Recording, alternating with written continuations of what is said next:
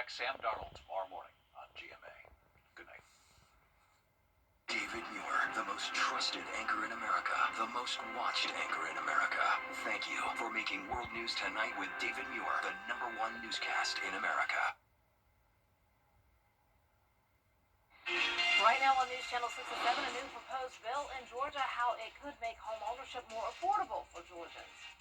And improving infrastructures in South Carolina will tell you which counties are being impacted and how you can have your voices heard as your News at 7 starts now. Live from Television Park, this is WJBF News Channel 6 at 7.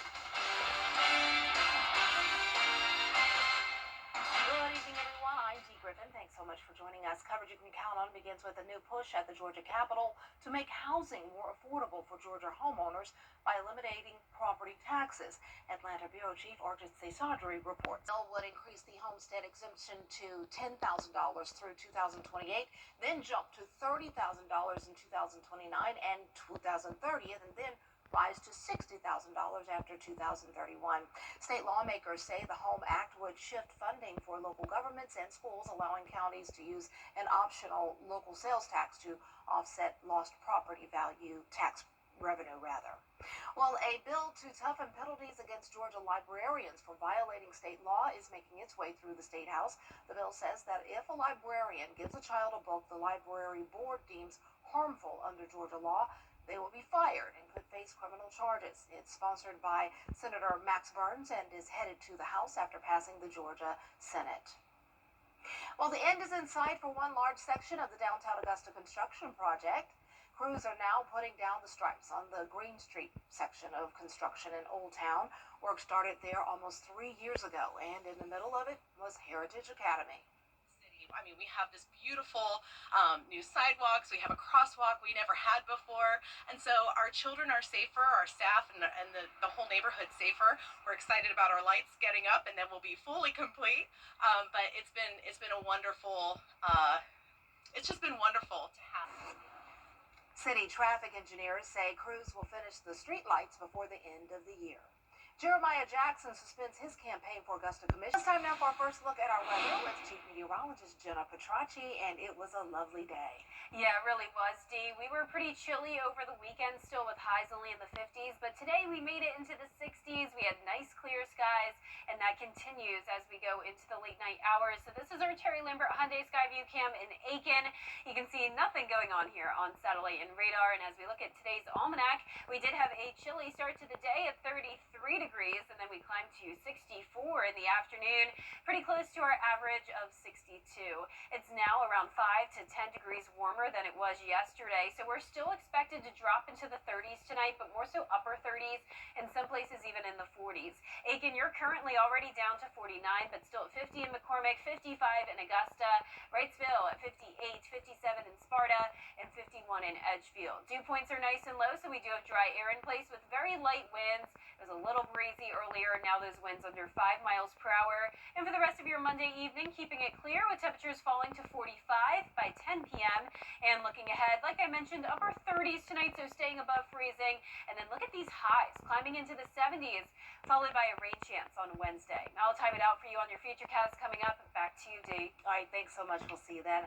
South Carolina has consistently ranked at or near the top nationwide for DUI arrest and DUI-related deaths over the past decade. Now, one lawmaker says it's time for a change. Andrew Davis reports. There are a lot of bad outcomes in South Carolina in terms of drunk driving deaths, in terms of acquittals in DUI proceedings, because there are a lot of loopholes in our code that defense attorneys take advantage of.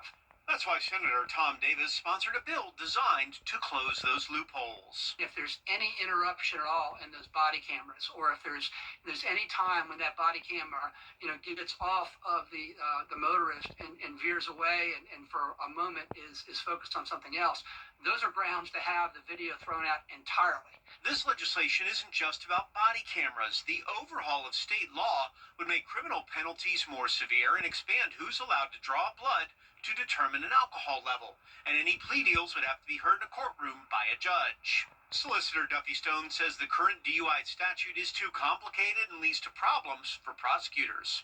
So you're talking about 10 pages in the South Carolina Code just to explain the crime, when you've got crimes like murder, which is a one sentence. While attorneys are challenged by the law, Stone says because of the way it's written, it's even harder for law enforcement to enforce and get convictions.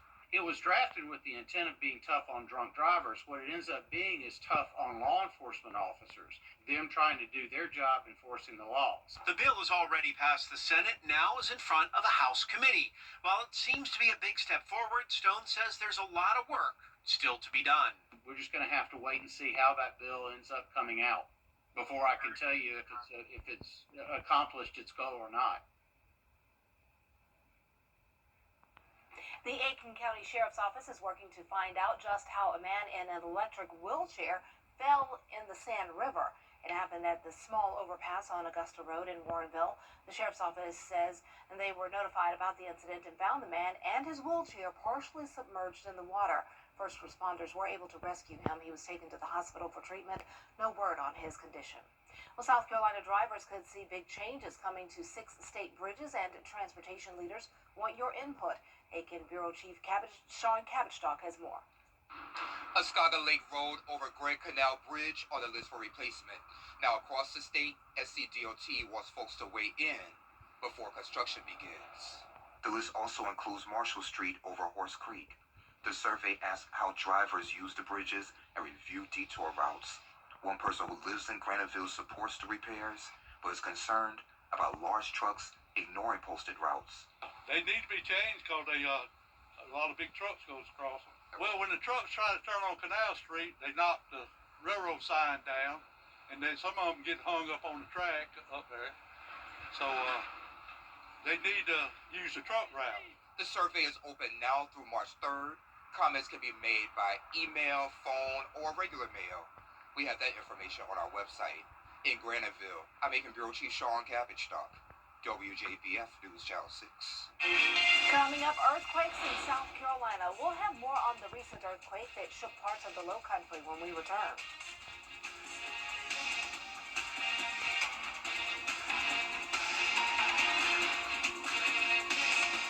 Good evening, I'm Carol Blackman with your Cast 3, Cast 4. Time with your family is sacred. I cherish the moments I spend with my wife and son every day. As a lawyer, I know how an injury can change all of that in an instant. After your accident, I'm here to help you recover and get what you deserve for your injuries so you can get back to the moments that really matter. In South Carolina, over the weekend, a 2.9 magnitude earthquake shook homes across parts of the Low Country in the Ladson and Somerville area. Hannah Baker spoke with residents in the area. I was watching TV. All of a sudden, it heard a big boom, a collision. It sounded like. Ashley Baker is one of many residents who experienced a 2.9 magnitude earthquake Saturday night. That was an earthquake. That was an earthquake. What? Surveillance video capturing the moment. It rattled homes in the Moss Point neighborhood. The last one, Saturday, all of a sudden we were sitting there. The boom was even more loud. It was insane. And then all of a sudden, you actually felt us shake like this for a good about 3 seconds. It was one of 3 earthquakes recorded in the area in less than a week. A 1.6 magnitude earthquake was recorded just this morning. And last Tuesday, a 2.3 magnitude earthquake was recorded. Geologists tell me Somerville lies on a fault line, which is why the epicenter is often located nearby. It's concentrated there. This is the earthquake capital of the East Coast, this part of the Low Country. So these earthquakes are just continuing on that fault system that lies in that area that produced the 1886 earthquake. According to the South Carolina Emergency Management Department, earthquakes are not out of the ordinary, and South Carolina has an average of 10 to 20 earthquakes a year. While many undetectable earthquakes happen throughout the year, they're notoriously hard to predict. There's no cycled earthquakes. They're a lot more random than that. That's why knowing what to do and having a plan are so important. Having that home disaster kit, having food and water, making sure your medications are up to date, and having a plan. And we've also got our South Carolina Emergency Manager app, which you can download, and then that's got all the information we've got on our website. This afternoon, a plane crash landed on a busy road in north Georgia just after 12 p.m. Gainesville Police Department received a call of a single-engine plane crash landing. Law enforcement reports the plane had left the Gainesville airport heading to Cherokee County. The pilots noticed they were having engine issues and tried to make it back to the airport but could not make it and had to land on State Road 369, hitting 3 vehicles. 2 people were taken to the hospital for minor injuries. The fact that no one was seriously injured or killed is just astonishing. The 2 pilots were on that plane. Both of those individuals are walking around now, assisting with the investigation. So this is something that could have been extremely different. As of 6:30 p.m., State Road 369 is no longer blocked because of the crash. The NTSB and the FAA are investigating the incident. Much warmer temperatures heading our way tomorrow. We'll be back into the 70s, followed by a rain chance on Wednesday. Rain chances with cooler temperatures are expected over Valentine's Day weekend. I'll break down all the details when we return.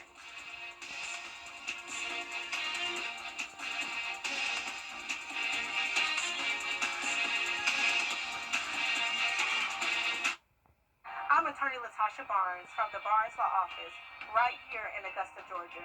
If you've been injured, call me first. We are an all-female firm. We are women who win. Call us today or visit us at thebarneslawoffice.com. What I would say to any of Channel 6.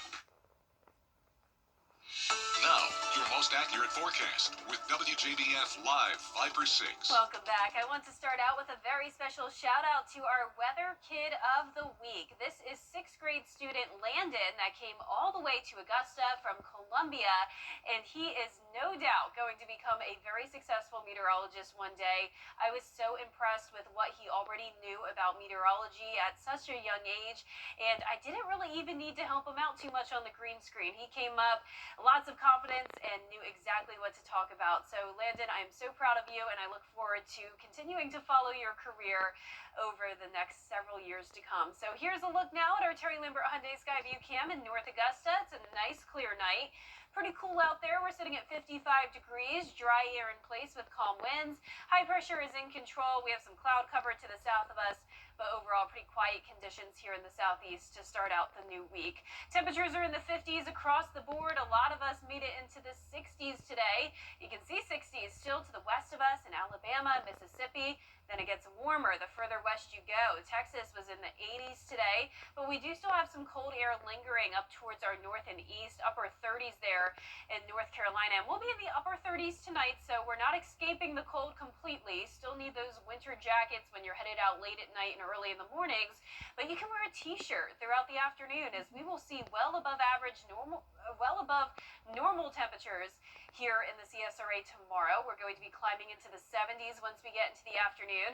Starting out the day clear, and then we'll see more cloud cover later in the day. And then the cloud cover is going to lead to some rain chances along with a cool down back to the 60s Thursday and into Valentine's Day weekend. And speaking of, we're expecting what you could say showers of love for your holiday weekend. We're going to see a pretty good chance of rain, especially on Sunday.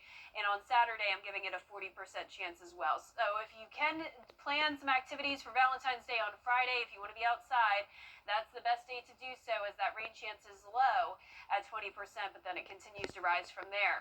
So speaking of the rain, here's a look at our futurecast tomorrow at 7 p.m. Like I mentioned, more clouds are going to start to move into the area. Can't rule out a stray shower here and there, but most of the rain comes in Wednesday morning. 5 a.m. seeing those scattered light showers across the board. We'll have some breaks here and there, but at 11 a.m. still seeing some light rainfall. It ends by around 2 o'clock in the afternoon and will actually start to clear out. So the entire day won't be cloudy, just the morning and early afternoon. Then as we go into our Friday, most of the day looking dry, but we will be seeing some rain creep in, especially up towards the north of us. But a lot of this activity staying to our north and west. Saturday, light rain showers possible. And then once we get to Sunday, we're going to be watching this cold front, and that'll bring a line of showers, maybe a storm or two with some heavy rain. This lingers into Sunday afternoon. So we've had some really active Sundays lately, but luckily this is looking like just a rain event, Not expecting winter weather since those temperatures will be much warmer. Not a lot of rain on Wednesday, most of us staying up to around 1/10 of an inch. Not adding much rain to that on Thursday, Friday, or even Saturday. But once we get into Sunday, that's when those rainfall accumulations will start to climb up to around 1/4 of an inch to even 1 inch of rain across the CSRA. So here's your 10-day forecast now. Rain chances Wednesday and then Friday through Sunday. Back to sunshine on President's Day, continuing into next week with those temperatures warming up again. Now it's time to go beyond the forecast. 53 years ago, the rule book for what is officially called the Great Southeastern Snowstorm was rewritten. Here's meteorologist Miller Hyatt with a look back at what people will always remember as the Big Snow. The Great Southeastern Snowstorm, otherwise known as the Big Snow here locally, was the biggest snowstorm in history in Augusta with 14 inches of snow. Aiken got 15 inches and some spots got much more. And it was all from this low pressure system. We had a classic track with the low going from the Gulf to the Atlantic, and then that met up with all the cold air, and like I mentioned, some spots picked up over 18 inches of snow in our South Carolina counties. I'll have a better look at how much snow fell in the CSRA on my blog, Beyond the Forecast. You can find that under the Weather tab on WJBF.com. The storm left such a mark that local archives are famously filed under B for Big Snow. And 53 years later, it's still the reminder that every once in a while, the CSRA can do winter the way you'd expect to see it up in the north or in the mountains. Dee? All right, thanks so much. Cool information. Well, coming up, lawmakers discussing voting procedures, what future voters should have prepared in order to register. Those details up next. Looking for your next ride? Coming up, an item you may want for your next summer trip. We'll have the details after the break. Mike Costello. Mike Costello. Mike Costello. Mike Costello. Mike Costello. Do yourself a favor and listen to me. Call. Mike Costello. When you call our office, we make a personal connection with every client. We believe in customer service and making you feel right at home. Call the Mike Costello Law Firm. So you've got these projects on your list.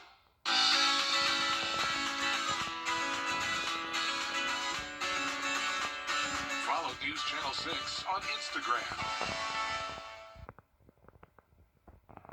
Well, you've heard about inflatable kayaks and paddle boards, but have you heard of an inflatable boat canopy?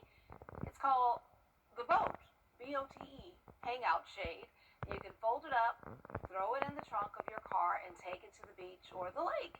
It's made of military-grade material, so it's durable too, and it could fit in a backpack. If you want to float on the water, it has a swim platform too. The only catch is that it costs just under $1,000. Well, if you get a whole bunch of friends together and everybody chips in for it, that's pretty cool. Not a bad deal. I mean, that looks really cool. So yeah, definitely be interested. Can't wait till we can go out and enjoy water. Could you imagine, Dee? Like, that's what was getting me through all the winter weather, was just picturing laying by the pool, the sun beating down. We're ready. But we're going to get some sunshine with warmer temperatures this week. There will also be some cloud cover, though, along with rain chances, especially on Wednesday morning and then again over Valentine's Day weekend. But we're expecting 60s and 70s over the next 10 days, and low temperatures are also warming up into the 40s. Oh, okay. Wow. All right. Well, that's our time for now. Our next news is right here on News Channel 6 at 11. Have a great, safe evening.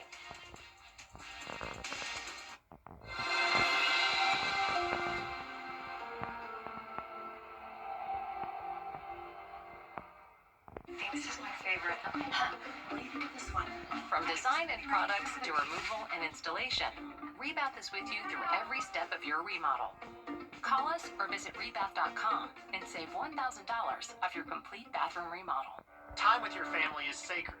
I cherish the moments I spend with my wife and son every day. As a lawyer, I know how an injury can change all of that in an instant. It impacts your health, your work, your loved ones, your whole life. I'm Austin Jackson, the Augusta guy. After your accident, I'm here to help you recover and get what you deserve for your injuries so you can get back to the moments that really matter. After an accident, call Austin Jackson, the Augusta guy.